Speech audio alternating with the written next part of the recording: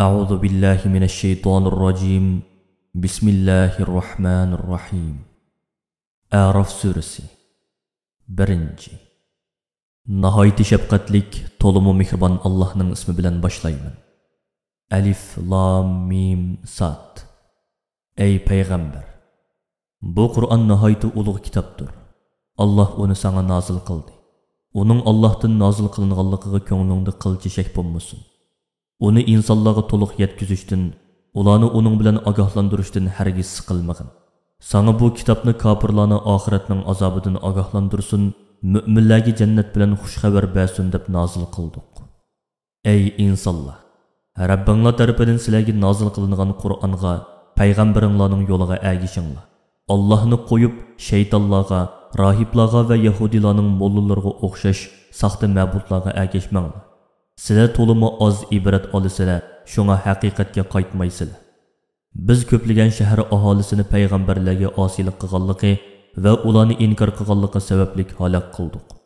Bu inkorchilarga dunyo va oxiratda xorliq yuzlandi. Bizning azobimiz ularga bir qitim ular kechasi uxlayotganda, yana bir qitim tush vaqtida uxlayotganda keldi. Bizning azobimiz kelgan chaqda ularning chekkan faryodi, biz haqiqatan o'zimizga o'zimiz zulm qildik. Günahimizni itiraf qildik, bu azab bizga tegishli bo'ldi deyishdan iborat bo'ldi. Biz albatta payg'ambar avatilgan ummatlardan sizlar o'zingizlarga avatilgan payg'ambarlarga nima deb javob berdinglar deb so'raymiz. Shuningdek, avatilgan payg'ambarlardan mu qavmiga dinni yetkazganligi va qavmining ularga nima deb javob berganligi haqida so'raymiz. İnsanlarga ularning dunyoda qilgan yaxshi yomon barliq amallarini aynan aytib beramiz. Biz ular bilan hamisha birga edik. Qiyomat kuni insonlarning amallari adolatni asos qilgan, qilchi uvol qilmaydigan haqiqiy tarozida tortiladi. Kimning yaxshi amallari ko'p bo'lib, tarozida salmoq kelsa, ana shular utib chiqquvchilardir. Kimning yomon amallari ko'p bo'lib, yaxshi amallari tarozida yenik kelsa, ana shular haddidan eshib, Allohning oyatlarini inkor qilganligi tufaylidan Allohning rahmatidan iborat nasibisidan quruq qolguvchilardir. Ey insonlar! Biz haqiqatan sizlarni zaminda makonlashtirdik. Onu sizlar uchun qarorgoh qildik. Yer yuzida sizlarga yemak-ichmak qatorliq turmush lozimatliklarini paydo qildik. Ahvol shundoq turuqliq, sizlar bakmo oz shukr qilasizlar. Shaksizki, biz sizlarning aslinglar Odam alayhissalomni yo'qdan yaratish orqali sizlarga katta in'om qildik. Ondan uni nurg'ulg'an maxluqotga qaraganda chiroyli shaklga kirgizdik. Ondan farishtalarni uningga sajda qilib, salom berishga buyurdik. Bu Odam alayhissalomga hurmat bildirish va uning afzalligini namoyon qilish uchun edi. Farishtalarning hammasi sajda qildi, lekin ular bilan birga bo'lgan iblislar odamning bundoq katta hurmatga erishganligiga hasad qilganlikdan uningga sajda qilg'ali unimadi. Alloh iblisning sajda qilmaganligiga koyib uningga "Men seni sajda qilishga buyurgan chig'imda sen nemishqa sajda qilmading" dedi. Iblis "Men yaratilishda uningdan afzalman, chunki men o'tdan yaratildim. O bo'lsa tuproqdan yaratildi" dedi. Demak, iblis o'tni tuproqdan ustun sanadi.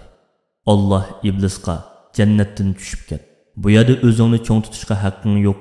Yo'qol, sen haqiqatan pastkash va razil maxluqlardansan" dedi. Iblis Allohning rahmatidan umidini uzgandan keyin Allohga "Mening odam bolalarini kuchimning yetganicha ozdira olishim uchun menga insonlar tirildiriladigan kunga qadar muhlat bergin" dedi.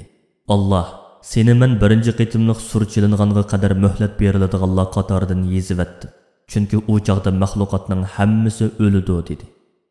La'nati iblis dediki, "Sen meni ozdirganliging uchun men ularni sening to'g'ri yo'lingdan ozdirish va islom dinidan to'sish uchun barcha kuchim bilan tirashiman. Ondan ularga hamma tarafidan kelib, ularni haqiqatdan to'siman. Saxtalikni haqiqat o'rnida ko'rsataman. Dunyolikqa qiziqtiraman. Oxirat haqida shak solaman.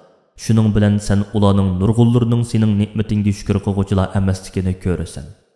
Alloh iblisga aytdi: "Sen jannatdan so'kilgan va rahmatimdan qo'g'langan holda chiqib ket. Men jahannamni sen va sana ergashgan odam bolalarining hammasi bilan to'ldiraman." Odamga: "Ey odam, sen ayoling Havvo bilan birga jannatda turinglar. Ikkinglar jannatning mevalaridan xohlaganinglarcha yenglar. Sizlarga ko'rsatilgan bu daraxtning mevasini yemanglar. Agar sizlar u daraxtning mevasini yesanglar, sizlar Allohning cheklamasidan o'tib ketib, o'zingizlarga zulm qilguvchilardan bo'lib qolasizlar" dedi. Shayton Odam bilan Havvoga man'iy qilingan daraxtning mevasini yegizib, ularning avrat joylarini echib etish uchun ularni gunohga kuch kiritdi. Ularni ozdirishga urinib, Rabbinglarning sizlarga bu daraxtning mevasini yeyishni man'iy qilganligi faqat sizlarning farishta bo'lib ketmasliginglar va jannatda mangu turg'uchilardan bo'lib qolmasliginglar uchundir dedi. Shayton o'zining Odam bilan Havvoni mazkur daraxtning mevasini yeyishga qiziqtirishda rostilla samimiy ekanligini isbotlash uchun ularga Allohning nomini atab qasam qilib berdi. Halbuki shayton yolg'onchidir. Shayton ularni aldab ozdirib ketdi. Shuning bilan ular Alloh yiqilishdan man'iy qilgan daraxtning mevasini yedi. Ular u daraxtning mevasini yedi, ularning avratlari ichilib qoldi. Ular bo'lsa jannatdagi ba'zi daraxtning yo'pirmoqlari bilan avratlarini yepishga kirishdi. Ondan Alloh ularga: "Men sizlarni bu daraxtning mevasini yeyishdan to'sqan emasmidim? Haqiqatan shayton sizlarga ochiq dushmandir demaganmidim?" deb nido qildi. Odam bilan Havvo: "Ey Rabbimiz, biz u daraxtning mevasini yeb qo'yib, o'zimizga o'zimiz zulm qildik. Agar sen bizga gunohimizni mag'firat qilmasang va bizga rahim qilmasang, biz cho'qim dunyo va oxiratda ziyon tortquchilardan bo'lib qolamiz" dedi. Alloh Odam, Havvo va iblisga bundoq dedi: "Sizlar jannatdan yer yuziga tushib ketinglar. Yaqinda sizlar bir-biringlarga dushman bo'lasizlar. Yer yuzida bir muddat makonlisizlar va ajlinglar to'shqanga qadar u joyda yashaysizlar." Alloh Odam, Havvo va ularning avlodiga bundoq dedi: "Sizlar dunyodagi hayotinglarni zaminda o'tkazasizlar. Shu zaminda o'lasizlar. Rabbinglar sizlarni yana shu zamindan chiqaradi. Qiyomat kuni sizlarni tirildirib, hisob maydoniga yig'adi." Ey odam bolalari, haqiqatan biz sizlarga avratinglarni yepib turadigan kiyimni va sizlar zinnatlanadigan kiyimni tushirdik. Bu sizlar uchun kamolat va ne'matdir. Alloh buyurganini qilib, Alloh to'sqanni qilmaslikdan iborat taqvodorlik kiyimi mo'minlar uchun eng yaxshi kiyimdir. Allohning bir ekanligini va bandalarga nihoyatda mehribon ham kuyimjon ekanligini namoyon qiladigan bu dalillarni sizlarga bayon qilib berish sizlarning Allohning ne'matlarini aslab, uningga shukr qilishinglar uchundir. Ey odam bolalari, shayton sizlarning ota-onanglar bo'lgan Odam bilan Havvoga gunohni chiroyli ko'rsatish orqali ularni jannatdan chiqargandek sizlarni gunoh masiyatni chiroyli ko'rsatish bilan aldab qo'ymasin. O'z vaqtida shayton Odam bilan Havvoning avratlarini echib etish uchun ularning kiyimlarini soldirib o'tgan edi. Shayton va uning qo'l ostidagilar sizlarni ko'ralaydi. Sizlar ularni ko'ramaysizlar. Shunga sizlar shaytondan hazar aylanglar. Shaksizki, biz shaytonlarni Allohning bir ekanligiga ishonmaydigan, uning payg'ambarlarini e'tirof qilmaydigan va islom shariatiga amal qilmaydigan kofirlarning do'sti qildik.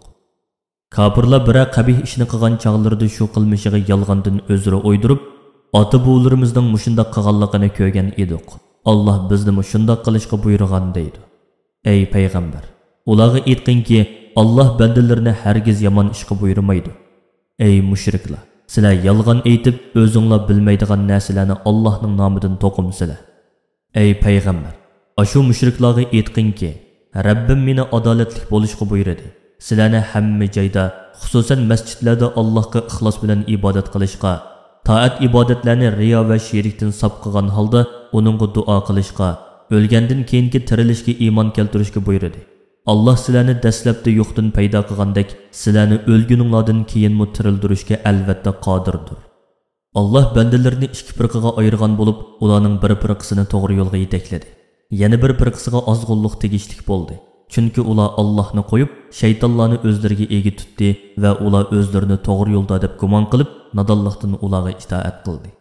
Ey odam bolalari, har qaytim namoz o'qiydigan chog'da avrat joylaringlarni yo'gab turadigan pokiz, chiroyli kiyiminglarni kiyinglar. Shuningdek, Alloh sizlarga ato qilgan pok rizqlardan yanglar, ichinglar, yeyish-ichishda chekidan oshirib yetib isrof qilmanglar. Chunki Alloh yeyish-ichishda va boshqa har qanday ishda chekidan oshirib yetib isrof qiluvchilarni yoqtirmaydi. Ey payg'ambar, ashu nodon mushriklarga aytqinki, Alloh sizlarga zinnat qilib bergan chiroyli kiyimlarni kim harom qildi? Alloh rizq qilib bergan halol, pok narsalardan bahramon bo'lishni kim harom qildi? Ey payg'ambar, ashu mushriklarga aytqinki, Alloh halol qilib bergan yemak-ichmaklar va kiyim-kechaklar bu dunyoda mu'minlar uchun bo'lib, boshqalarmi bulardan foydalanadi. Oxirat bo'lsa mu'minlarga xosdir. O'zlariga bayon qilib berilgan masalalarni bilalaydigan qavm uchun oyatlarni mushundoq tafsiliy bayon qilamiz. Ey payg'ambar, Aşu nadan müşriklarga aytqinki, shaksizki Allah oshkora yushurin yomon ishlar va gunoh masiyatlarning hammasini, insonlarga yomonlik qilishdan iborat eng cho'ng gunohni, Allah hech qanday dalil tushirmagan narsalarni Allohga sherik qilib olishinglarni, yolg'ondan Allohning bolasi bor deyishinglarni va Allah halol qilib bergan narsalarni harom qilib olishga o'xshash Allohning nomidan qalaymaqon so'zlashinglarni harom qildi. Allah'ni inkar qilgan, Allah'ning payg'ambarlarini yolg'onga chiqargan har bir ummatga azob tushadigan muayyan vaqt bor bo'lib, ularning halok bo'ladigan vaqti yetib kelganda, ular birdammi ilgari yoki keyin bo'lmay darhol halok bo'ladi.